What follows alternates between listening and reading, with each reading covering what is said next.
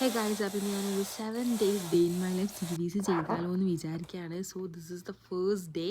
ഇന്നൊരു സൺഡേ ആണ് കേട്ടോ. അപ്പോൾ ഇന്ന് മക്കൾക്ക് സ്കൂളിൽ ലീവാണ്. അപ്പോൾ അതുകൊണ്ട് തന്നെ ഞാൻ കുറച്ചൊന്ന് നേരം വൈകിട്ടാണ് കേട്ടോ എണീക്കുന്നത്. എനിക്ക് തോന്നുന്നു എണീക്കുമ്പോൾ ഒരു 10 മണി ഒക്കെ ആയിട്ടുണ്ടാവും. അപ്പം എണീറ്റ് ഫസ്റ്റ് തന്നെ ഞാൻ ബെഡൊക്കെ ഒന്ന് നീറ്റാക്കി ഇട്ടു. ജമൻ എണീറ്റിട്ടില്ല കേട്ടോ. പിന്നെ ഞാൻ ഓനെ വിളിക്കാനും നിന്നില്ല, കാരണം ഓൻ എണീറ്റ് കഴിഞ്ഞാൽ കുറച്ച് നേരം ഞാൻ ഓൻ്റെ പിന്നാലെ നടക്കേണ്ടി വരും. അപ്പോൾ പിന്നെ അതെനിക്കൊരു പണിയാവും. അപ്പോൾ അതുകൊണ്ട് ഓൻ എണീക്കുമ്പോൾ എണീക്കട്ടെ എന്ന് വിചാരിച്ചു. പിന്നെ ഇന്നത്തെ ബ്രേക്ക്ഫാസ്റ്റിൻ്റെ കാര്യങ്ങളൊക്കെ ഞാൻ ഇന്നലെ തന്നെ സെറ്റാക്കിയിട്ടുണ്ടായിരുന്നു. ഇന്നലെ രാത്രി പൊരിച്ചപത്തിരി ഉണ്ടാക്കിയിട്ടുണ്ടായിരുന്നു, കോഴിക്കോടൻ സ്റ്റൈൽ പൊരിച്ചപത്തിരി. പിന്നെ അത്രയ്ക്ക് വരില്ലെങ്കിലും കുഴപ്പമില്ലാതെ കിട്ടിയിട്ടുണ്ടായിരുന്നു കേട്ടോ. അപ്പോൾ അതിൻ്റെ കുറച്ച് ഞാൻ ഫ്രിഡ്ജിൽ എടുത്ത് വെച്ചിട്ടുണ്ടായിരുന്നു. അപ്പോൾ അത് രാവിലെ തന്നെ എടുത്ത് ഫ്രൈ ആക്കി. പക്ഷേ ഇന്ന് ഫ്രൈ ആക്കിയപ്പം ചെറുതായിട്ടൊന്ന് കരിഞ്ഞു പോയി. കുഴപ്പമൊന്നുമില്ല, ടേസ്റ്റ് ഉണ്ടായിരുന്നു. അങ്ങനെ ബ്രേക്ക്ഫാസ്റ്റൊക്കെ കഴിച്ചു. ഞാനൊരു കോഫിയൊക്കെ ഉണ്ടാക്കിയിട്ട് കുടിക്കാമെന്ന് വിചാരിച്ചു.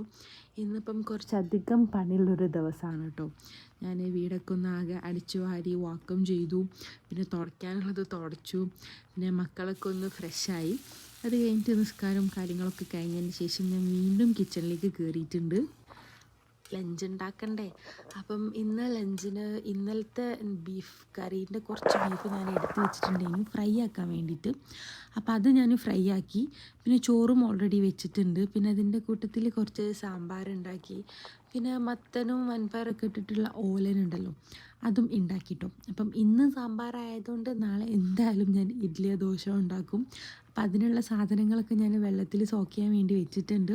പിന്നെ അത് കഴിഞ്ഞ് കുറച്ച് നേരം ഫോണിലൊക്കെ കളിച്ച് അങ്ങനെ പിന്നെ ഒരു മഗ്‌രിബായപ്പോഴാട്ടോ വീണ്ടും കിച്ചണിൽ കയറുന്നത്.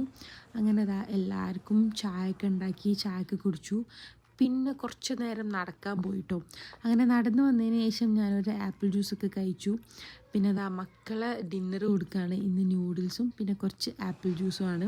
പിന്നെ ഞാൻ നേരത്തെ പറഞ്ഞില്ലേ, ദോശക്കുള്ള മാവൊക്കെ സെറ്റാക്കി വെച്ചു. പിന്നെ ഇതാണ് കേട്ടോ എൻ്റെ ഡിന്നർ. ഇതെൻ്റെ ഫേവറേറ്റാണ് ഈ ഒരു ബുൾട്ടക്ക്.